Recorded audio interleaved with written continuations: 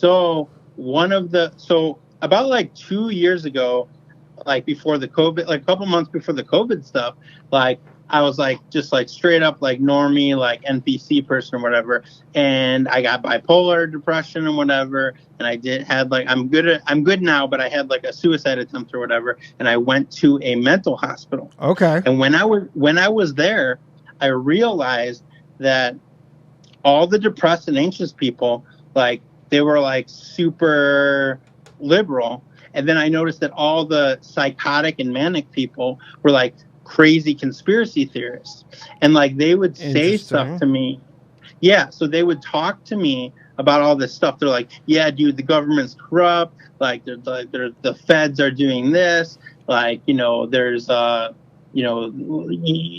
I don't know, like the news is fake and you're being manipulated and everything is propaganda. And like all the doctors are like, oh, you're insane. And they're feeding them pills and stuff like that. And like they give us little exercises in the hospital, like on how watching the news and trusting the news will improve your mental health and make you happier. Really?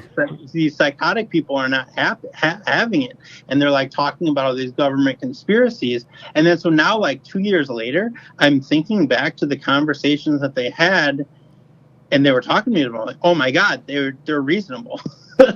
Like they're just like completely reasonable. But I mean, they weren't there. The thing is, they weren't there for that though, right? Like not trusting fucking CBS News didn't like wind them up there. No, but I would say like maybe like half of them, like, and like a certain percentage of what they were talking about doesn't sound as crazy as like what I thought it was at the time. So I just thought it was a little interesting. And then I just thought it was very strange that like there was like a program in the hospital to basically teach you that the news was good for you. I mean, that is insane. Yeah. And then they also taught us in the hospital that like they taught us CRT training and they taught us like transgenderism in the mental hospital. Why? And like how much of so explain to me, this was how many years ago? This was 2019, right before the pandemic. Right before the pandemic. So you had to go to like what would be considered like a psych ward? Yeah. So what is that like? I because I'm sure a lot of people have never like what does that entail?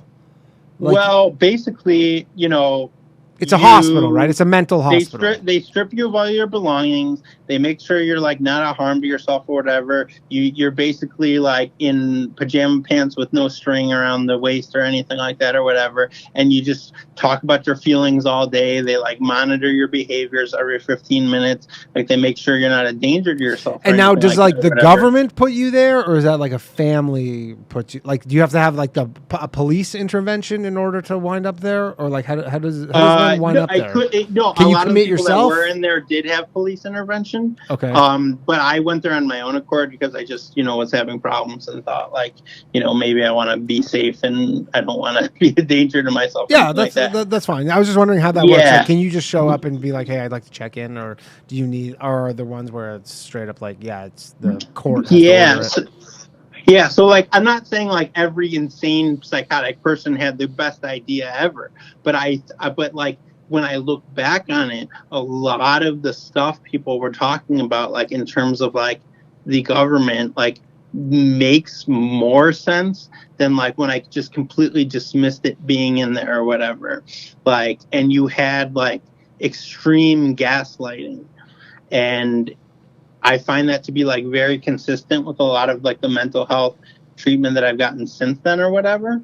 But I got to tell you, the funniest thing ever. Do you think that's just an easier thing for them to do versus like if you go, if you're in a mental hospital and then you're like, yeah, everybody's lying to you, and then like the based fucking psych ward guys like, yeah, they are lying to you, but like would you think that would like would that help in any way for them to agree to confirm that they are like the news is all lying?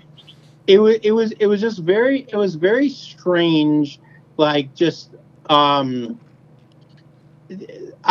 guess like the part that was kind of odd about it was just like their insistence on watching the news, yeah, and like having us like talk about it. And then, you know, I wrote a letter to the administration of the hospital because they gave us a lesson basically on self-esteem was what it was supposed to be about. You know, like, let's make these people not want to kill themselves. Let's talk about self-esteem. And they drew out like the white privilege chart, like, and they drew out this chart that was talking about like, oh, if you're white Christian male, like you know you feel better about yourself in society or whatever. And I had a mental breakdown in the mental hospital, and I was like, what are you teaching me and all this stuff, and it was wild or whatever. So yeah, that seems like a weird place to be like talking about privilege. Yeah, well, that's like, Chicago for you.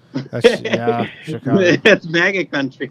MAGA, yeah, right, Chicago, good old MAGA country. But yeah, so I don't want to take too much more time out of your day or whatever, but I just thought that was kind of interesting. By the way, I'm not from Canada, but I have my Jewish roots in Canada, Montreal. My grandma went to school at McGill with William Shatner. So oh, nice. Representing that federal area or whatever. Nice. Well, I appreciate you taking my call. Cool. And yeah, appreciate it. Thanks for calling. And I'm good and everything like that. So excellent. I'll talk to you later. Glad to hear. Hope we hear from you soon. Bye. Bye.